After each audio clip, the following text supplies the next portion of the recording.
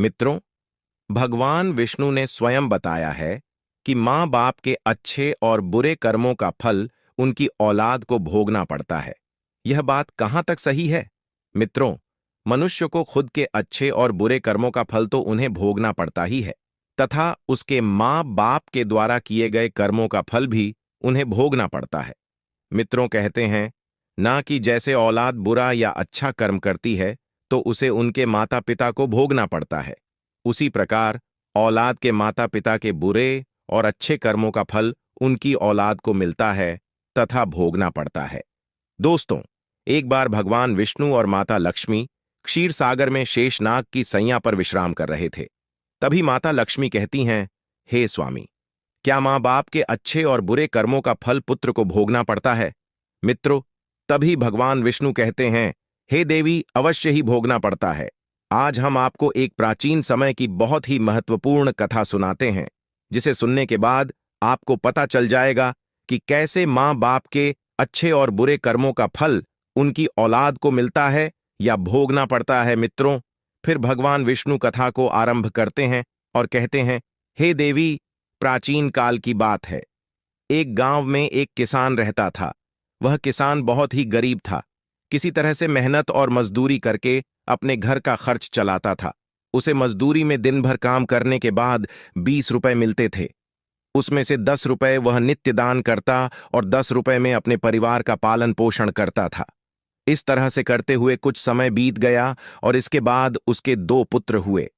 अब उस किसान के परिवार में कुल 4 सदस्य हो गए, 2 पति पत्नी और उसके 2 जुड़वा लड़के। धीरे धीरे उनके पालन पोषण में किसान को समस्या होने लगी।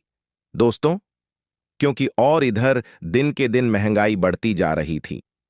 मित्रों, फिर आगे भगवान विष्णु माता लक्ष्मी से कहते हैं, हे देवी, एक दिन की बात है। किसान के लड़के ने अपने पिताजी से कहा कि पिताजी, आप नित्य 20 रुपए कमाते हैं, जिसमें से 10 रुपए आप दान कर देते हैं, और 10 में हम अपना गुजारा कैसे कर पाएंगे?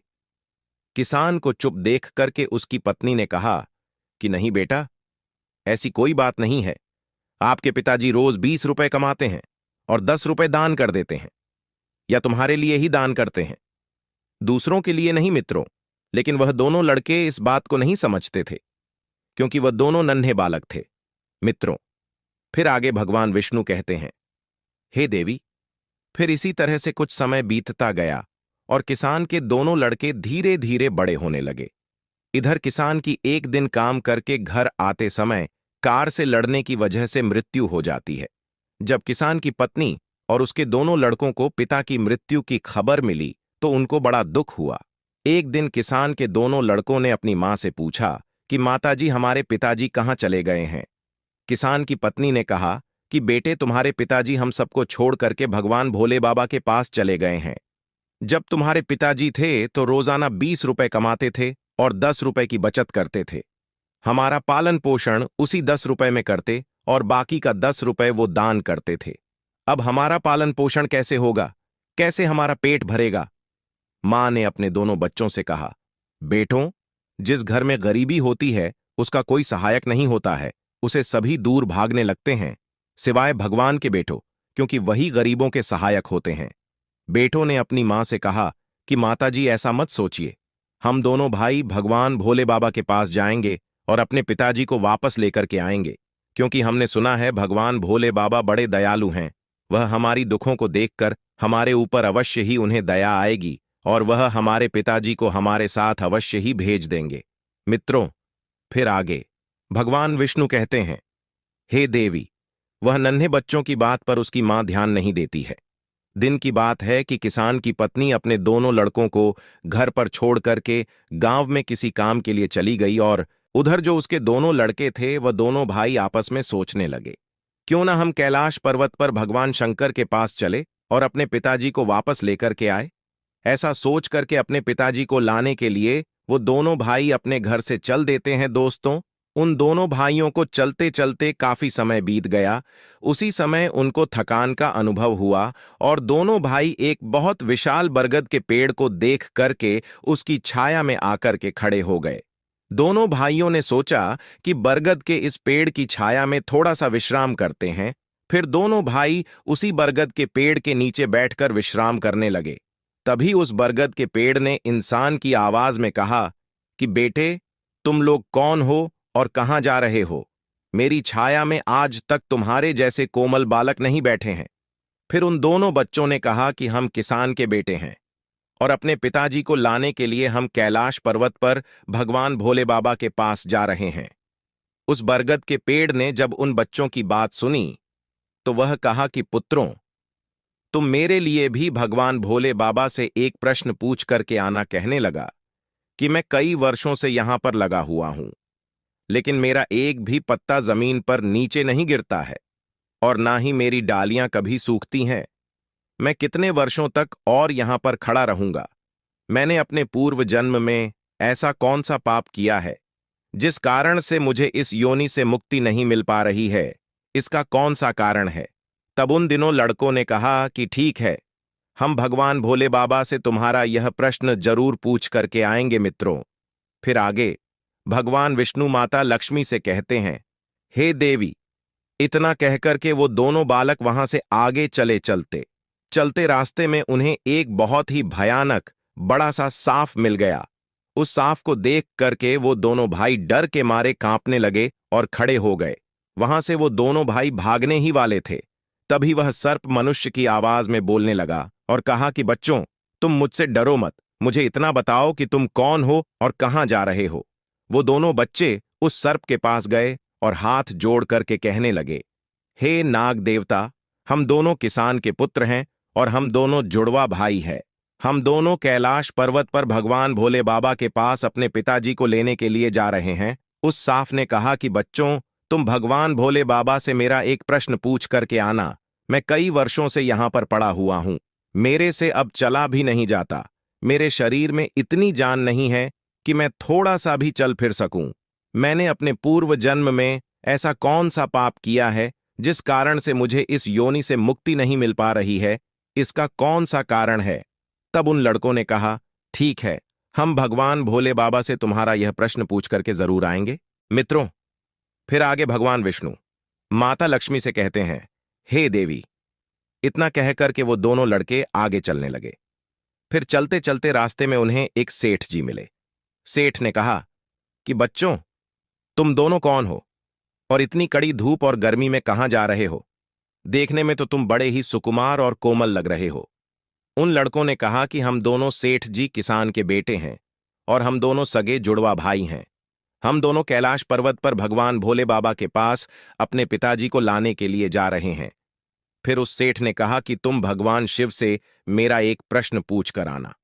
फिर वह सेठ कहता है, हे बेटो, मैं चलते हुए राहगीरों की प्यास बुझाने के लिए कई सालों से यहां पर एक कुआं खुदवा रहा हूं, लेकिन इसमें पानी अभी तक नहीं निकला है। मैंने अपने पूर्व जन्म में ऐसा कौन सा अपराध किया था जिस कारण से इस कुएं में अभी तक पानी नहीं निकला है? मैंने इसमें बहुत सारे पैसे भी खर्च कर दिए हैं, इसका क्या कारण है? उन लड़कों ने कहा, ठीक है सेठ जी, हम भगवान भोले बाबा से तुम्हारा यह प्रश्न पूछ करके जरूर वापस आएंगे मित्र। फिर आगे भगवान विष्णु माता लक्ष्मी से कहते हैं, हे देवी। इतना कह करके वे दोनों बालक वहां से आगे की ओर चल दिए। चलते चलते रास्ते में उन्हें एक बहती हुई नदी मिली। फिर धीरे धीरे दोनों भाई नदी के किनारे पर पहुंचे तो उस नदी से एक मछली निकालकर उनके पैरों के पास आ गई और कहने लगी, हे बच्चों, तुम कौन हो और कहां जा रहे हो? तुम दोनों बिना नाव के ही क्यों जा रहे हो? तब उन्होंने कहा कि नाव में बैठने के लिए हमारे पास पैसे नहीं है, क्योंकि हमारे जो पिताजी थे वे नित्य 20 रुपए कमाते थे, जिसमें से 10 रुपए रोजाना वे दान कर देते थे और 10 रुपए से हमारा पालन पोषण होता था और किसी तरह से हमारे घर का गुजारा होता था। अब हमारे पिताजी घर पर नहीं हैं, वे भगवान भोले बाबा के पास चले गए हैं, इसलिए हम दोनों भाई उनको लाने के लिए कैलाश पर्वत पर भगवान भोलेनाथ के पास जा रहे हैं मित्र। फिर आगे भगवान विष्णु कहते हैं, हे देवी। उन बच्चों की बात सुनकर के उस मछली ने कहा कि बच्चों, तुम भगवान शिव से मेरा एक प्रश्न पूछ करके आना। कई वर्षों से मैं इस नदी में भटक रही हूं, मेरी 7 पीढ़ियां गुजर गई हैं, परंतु मैं अभी तक इसी नदी में रह रही हूं। मैंने अपने पूर्व जन्म में ऐसा कौन सा अपराध किया था जिसके कारण मुझे इस योनि से मुक्ति नहीं मिल पा रही है? इसका क्या कारण है? तब उन लड़कों ने कहा, ठीक है, हम भगवान भोलेनाथ जी से तुम्हारा यह प्रश्न जरूर पूछेंगे और वापस आते समय तुम्हें बता करके जाएंगे। इतना कहकर के वे दोनों लड़के वहां से आगे बढ़े। चलते चलते दोनों भाई नदी के दूसरे किनारे पर पहुंच गए। दूसरे किनारे पर जब वे पहुंचे तो देखा कि एक मरा हुआ व्यक्ति वहां पर पड़ा हुआ है। दोनों भाई उस मरे हुए आदमी को नाग करके जब जाने लगे तो वह मरा हुआ आदमी चिल्लाने लगा और कहने लगा कि बच्चों, तुम कौन हो, कहां जा रहे हो? उन लड़कों ने उसकी आवाज सुन करके कहा कि हम किसान के पुत्र हैं और हम दोनों जुड़वा भाई हैं। हम दोनों भाई कैलाश पर्वत पर भगवान भोले बाबा से अपने पिताजी को लेने के लिए जा रहे हैं। उस मृतक आदमी ने कहा कि तुम भगवान भोलेनाथ से मेरा एक प्रश्न पूछ करके आना। मेरा शरीर कई वर्षों से इस नदी के किनारे पर ही है। कभी पानी का लहर आता है तो मेरा शरीर नदी के अंदर चला जाता है, लेकिन वापस नदी के बाहर निकल करके किनारे पर फिर से मेरा शरीर आ जाता है। न तो मेरा शरीर गलता है और ना ही सड़ता है। इतने सालों से जैसे का तैसा ही है। मैंने अपने पूर्व जन्म में ऐसा कौन सा पाप किया था जिसके कारण मुझे इस शरीर से मुक्ति नहीं मिल पा रही है, और इसका क्या कारण है? उन लड़कों ने कहा, ठीक है, हम भगवान भोलेनाथ से तुम्हारा यह प्रश्न पूछ करके जरूर आएंगे। मित्रों, फिर आगे भगवान विष्णु माता लक्ष्मी से कहते हैं, हे देवी। इतना कह करके वे दोनों बालक चलने लगे। वहां से चलते चलते दोनों भाई कैलाश पर्वत पर भगवान शिव के पास पहुंच गए और हाथ जोड़ करके भगवान भोलेनाथ को दोनों भाई प्रणाम किया और कहने लगे कि हे भोले बाबा, मेरे पिताजी कहां पर हैं? जब हमारे पिताजी घर पर थे तो वे रोजाना 20 रुपए कमाते थे और जिसमें से 10 रुपए दान करते और 10 रुपए से हम लोगों का पालन पोषण करते थे। लेकिन अब वे जब घर पर नहीं हैं तो हम दोनों भाई और हमारी मां भूखे मर रहे हैं। आप उन्हें जल्दी से हमारे साथ हमारे घर पर भेज दीजिए। मित्रों, फिर आगे भगवान विष्णु माता लक्ष्मी कहते हैं, हे देवी भगवान। भोले बाबा ने उन दोनों बालकों की बात सुनकर कहा, ठीक है, मैं तुम्हारे पिताजी को घर पर भेज दूंगा। पहले तुम दोनों भाई यहां पर बैठो। भगवान भोलेनाथ ने उन दोनों बालकों को अपने पास में बिठाया और उनको भोजन कराया, और भोजन कराने के बाद पूछा कि तुम दोनों भाइयों को और क्या चाहिए मित्रों। फिर उन दोनों लड़कों ने रास्ते में जो जो उनको मिला था उनके प्रश्न भगवान भोलेनाथ से पूछे। भगवान भोले बाबा ने उन सभी के प्रश्न का उत्तर दिया और कहा कि हे पुत्रों, तुम दोनों जाते समय उन सबको उनके उत्तर बताते जाना। और भगवान भोलेनाथ ने कहा कि तुम दोनों अपने घर पर जाओ, तुम्हारी मां तुम्हारा इंतजार कर रही है। तुम्हारे पिताजी तुम्हारे घर पर पहुंच जाएंगे। फिर दोनों भाई भगवान भोलेनाथ को प्रणाम करके वहां से वापस अपने घर के लिए चलने लगे। चलते चलते रास्ते में सबसे पहले उन्हें वही मरा हुआ आदमी मिला जो नदी के किनारे पर पड़ा हुआ था। उन दोनों लड़कों को देख करके वह मरा हुआ आदमी कहने लगा, बच्चों, तुमने भगवान भोले बाबा से मेरा प्रश्न पूछा था। तब उन्होंने कहा कि हां, हमने भगवान भोलेनाथ से तुम्हारा प्रश्न पूछा था। भगवान भोलेनाथ ने कहा कि तुम पहले बहुत बड़े विद्वान थे, परंतु किसी को भी अपना ज्ञान नहीं बांटा। अब मर गए तो वह ज्ञान तुम्हारे अंदर ही अंदर खौल रहा है। जब तक तुम अपना ज्ञान किसी को नहीं बांटोगे तब तक तुम्हारी आत्मा को शांति नहीं मिलेगी। फिर मित्रों, आगे भगवान विष्णु माता लक्ष्मी से कहते हैं, हे देवी। फिर उस मृतक आदमी ने कहा कि बच्चों, अब ऐसी हालत में मेरे पास ज्ञान लेने के लिए कौन आएगा? तुम ही मेरा ज्ञान ले लो। फिर उस मृतक आदमी ने दोनों भाइयों को जितना भी उसके पास ज्ञान था वह सारा ज्ञान उन दोनों बालकों को दे दिया, और ज्ञान देने के बाद तुरंत ही उसकी आत्मा को मोक्ष की प्राप्ति हो गई। फिर दोनों भाई वहां से आगे चल पड़े। चलते चलते उन्हें वही मछली मिली। मछली ने कहा कि बच्चों, क्या तुमने भगवान भोले बाबा से मेरा प्रश्न पूछा था? उन दोनों बालकों ने कहा कि हां, भगवान भोलेनाथ से मैंने तुम्हारा प्रश्न पूछा था। उन्होंने कहा है कि तुम्हारे अंदर अमृत है। जब तक तुम इस अमृत को किसी को नहीं दोगी तब तक तुम ऐसे ही व्याकुल रहोगी। फिर मछली ने कहा कि बच्चों, अब कौन मिलेगा? मुझे तुम ही मेरा अमृत ले लो। फिर मछली ने अपना अमृत उन दोनों बच्चों को दे दिया, और अमृत देते ही उस मछली की आत्मा को मोक्ष की प्राप्ति हो गई। इसी तरह से दोनों भाई वहां से आगे बढ़े तो चलते चलते रास्ते में उन्हें वही सेठ मिला जो राहगीरों के लिए कुआं खुदवा रहा था। उस सेठ ने जैसे ही दोनों लड़कों को देखा तो बड़े प्रेम से हाथ जोड़ करके कहने लगा कि बेटे, तुम दोनों लोगों ने मेरा भगवान भोले बाबा से प्रश्न पूछा था। उन्होंने कहा कि हां, पूछा था। भगवान भोलेनाथ ने कहा कि आपके घर में 2 जवान कन्याएं कुंवारी बैठी हुई हैं।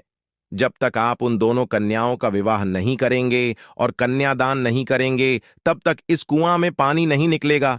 पहले जो तुम्हारा कर्म है उसे करिए। जो ईश्वर ने तुमको दायित्व सौंपा है, पहले आप कन्यादान करो, उसके बाद इस कुएं को खुदवाओ मित्रों। फिर उस सेठ ने कहा कि मैं अपनी कन्याओं के लिए लड़का कहां ढूंढने के लिए जाऊंगा। तुम दोनों मुझे बहुत ही सीधे स्वभाव के दिख रहे हो और सुंदर भी हो और देखने में एक जैसे दिख भी रहे हो। अब तुम दोनों जवान भी हो गए हो और विवाह के योग्य भी हो गए हो, तो हे बेटो, तुम दोनों ही मेरी लड़कियों से विवाह कर लो दोस्तों। फिर आगे भगवान विष्णु माता लक्ष्मी से कहते हैं, हे देवी। फिर उस सेठ ने अपनी दोनों लड़कियों का विवाह उन दोनों लड़कों के साथ कर दिया।